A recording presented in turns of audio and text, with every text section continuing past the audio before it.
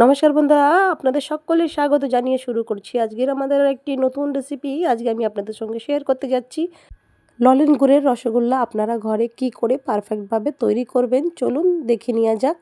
প্রথমেই দেখুন আমি এইখানে 1 লিটার ফুল ফ্যাট দুধ নিয়েছি। দুধটাকে খুব ভালো করে একটু জাল দিয়ে নেব, তবে দুধটা ঘন করব না, জাস্ট একটু শুধু জাল দেবো। দুধ থেকে ছানা আমরা কি করে তৈরি করব চলুন দেখে নিয়ে যাক।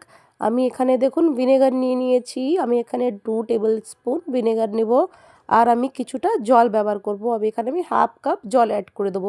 আমরা ডাইরেক্ট ভিনেগার দেব না, ভিনেগারে সবসময় একটু জল মিশিয়েই আমরা ছানা কাটানোর জন্য ব্যবহার করব ভিনেগারটা। জল দিয়ে নিয়েছি আমি একটুখানি। এবার দুধটা যখন আমাদের ফুটে আসবে সেই সময় গ্যাসের ফ্লেমটা আমি একদম বন্ধ করে দেবো।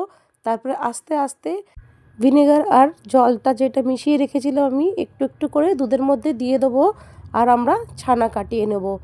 এই দেখুন আমি একটুখানি প্রথমে মিশিয়ে দিয়েছি, তারপরে আমি কিছুক্ষণ পর আরও একটুখানি মিশিয়ে দেবো।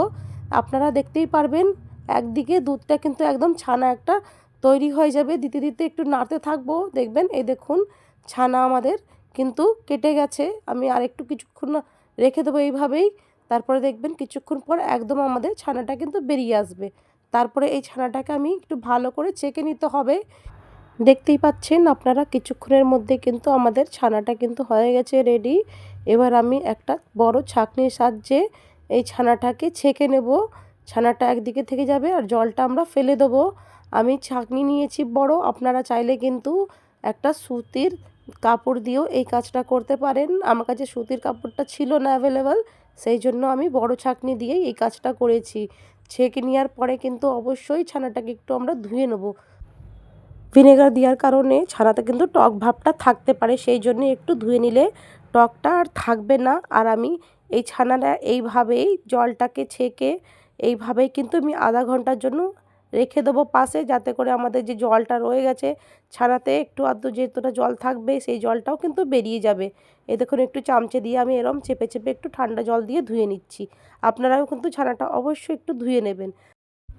এবার আমি সাইডে রেখে দেবো, আধ ঘন্টা আমি এভাবেই ছেড়ে দেবো, তাতে করে আমাদের যত জল থাকে ছানার মধ্যে আটকে আছে সেই জলটাও ভালোভাবে বেরিয়ে যাবে। এদিকে আমি এইবারে আমরা রসগোল্লা বানানোর জন্য যে রসটা তৈরি করব সেই জন্য আমি দেখুন এখানে হাফ লিটার একটা ডেচকির মধ্যে জল দিয়ে দিয়েছি। জলটা ফুটতে দেবো। এর মধ্যে আমি কিছুটা চিনি ব্যবহার করব। আমি পুরোটা কিন্তু ললেন গুড় দিয়ে ব্যবহার করব না চাশনিটা, আমি কিছুটা চিনি দিয়েছি এর মধ্যে। চিনিটাকে আর জলটাকে খুব ভালো করে কিন্তু ফুটিয়ে নেব। গ্যাসটা আমি লো করে রেখে দিয়েছি, ওইদিকে ততক্ষণ জলটা ফুটুক। এদিকে আমি এবার রসগোল্লাগুলো তৈরি করে নিই চলুন। এই দেখুন ছানার থেকে কিন্তু সমস্ত জলটা কিন্তু বেরিয়ে গেছে, তারই সঙ্গে আমাদের ছানাটাও ঠান্ডা হয়ে গেছে। এবার ছানাটাকে আমি ভালো করে হাত দিয়ে একটু মেখে নেব, একদম স্মুথ করে একটা ডো তৈরি করব। সেই জন্য দেখুন আমি এখানে হাফ টেবিল স্পুন সুজি নিয়েছি। এবার আমি দেখুন একটু মেখে নেব। আমাদের ছানাটা কিন্তু একটু দানা দানা মতন রয়েছে, ভালো করে মেখে নিলে আমাদের যে দানা দানা রয়েছে ছানার মধ্যে সেই দানাটা থাকবে না, আর একটা মিহি করে ডো তৈরি হয়ে যাবে। দেখুন এবার আমি আরও কিছুক্ষণ সময় লাগবে, হাতের তালু দিয়ে একটু চেপে চেপে দেখুন এইভাবে আমি একটা একদম স্মুথ একটা ডো বানিয়ে নেব, যেটা আমাদের রসগোল্লার জন্য পারফেক্ট হবে। খুব সুন্দর স্মুথ একটা ডো কিন্তু আমার তৈরি হয়ে গেছে। এবার দেখবেন আপনারা হাতে একটু তেল তেলা ভাব হয়ে গেছে, তার মানে আমাদের ছানাটা কিন্তু একদম পারফেক্টভাবে স্মুথ হয়ে গেছে। এবার আপনারা চাইলে যে যেরকম আকারের রসগোল্লা করতে পারবে, যে যেরকম সাইজের করতে পারবেন। আমি মিডিয়াম সাইজের রসগোল্লাগুলো তৈরি করব।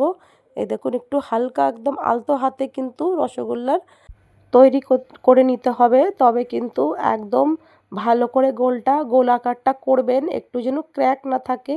যদি কোনো ক্র্যাক থেকে যায় তাহলে কিন্তু আপনাদের রসগোল্লাটা কিন্তু ভালো হবে না, আর রসগোল্লাটা রসে দিলে কিন্তু ফেটে যাওয়ার সম্ভাবনা থাকবে।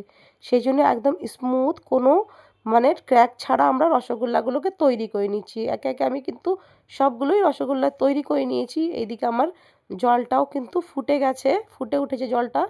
হাফ লিটার জলে আমি 100 গ্রাম চিনি ব্যবহার করেছি, আরও আমি এখানে 100 গ্রাম মতন গুড় দিয়ে দেবো, ললেন গুড়। গুড়টা আর জলটা আমি আরও 2 মিনিট ধরে কিন্তু ফুটিয়ে নেব। আমরা যেহেতু ওয়েস্ট বেঙ্গলের বাইরে থাকি সেই জন্য কিন্তু আমাদের এখানে রসগোল্লা বা ললেন গুড়ের রসগোল্লার দামটা কিন্তু অনেকটাই বেশি। এইভাবে রসগোল্লা ঘরে তৈরি করবেন, খুবই কম খরচে আপনারা রসগোল্লা কিন্তু খেতে পারবেন।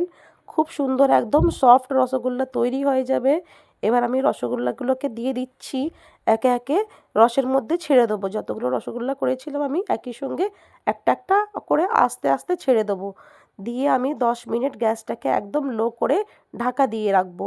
10 মিনিট পর ঢাকাটা খুলে আপনারা দেখতে পাবেন আমাদের রসগোল্লা কিন্তু যেই সাইজের আমরা রসগোল্লা দিয়েছিলাম রসের মধ্যে তার থেকে কিন্তু ডবল হয়ে গেছে। এই দেখুন কত বড় বড় পিস হয়ে গেছে রসগোল্লা। আরও 10 মিনিট আমি ঢাকা দিয়ে এইভাবেই রেখে দেবো। গ্যাসটা তবে এখন একটু মিডিয়াম করে দেবো। আরও 10 মিনিট পর মিডিয়াম গ্যাসে রাখার পরেই কিন্তু আমাদের রসগোল্লা তৈরি।